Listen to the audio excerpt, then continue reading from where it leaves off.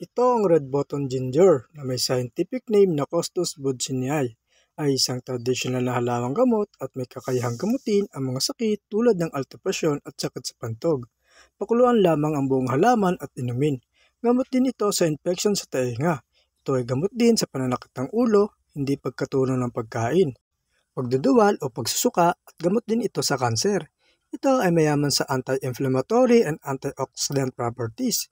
Ito ay lumalaban sa mga bakterya sa ating katawan. Nagpapalakas din ito ng ating immune system. Ito rin ay may benepisyo sa ating baga dahil pinoprotektahan nito ang ating baga na magkaroon ng damage sanhi ng hyperoxia and inflammation.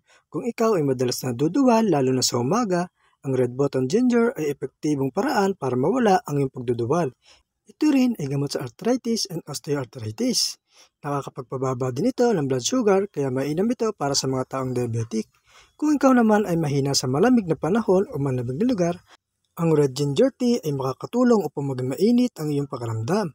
Kaya din ito pababain ng timbang dahil kaya nito sunugin ang calories sa ating katawan. Ang menstrual pain at muscle pains ay kaya din gamutin ng halamang ito. Ayon din sa pag-aaral, ang red ginger ay nagpapakita ng bioactive compounds and antioxidant na nakakatulong sa ating brain function and reduce memory loss. Kung gusto mo ng mga ganitong video, dagdag kaalaman, share mo na to at follow for more.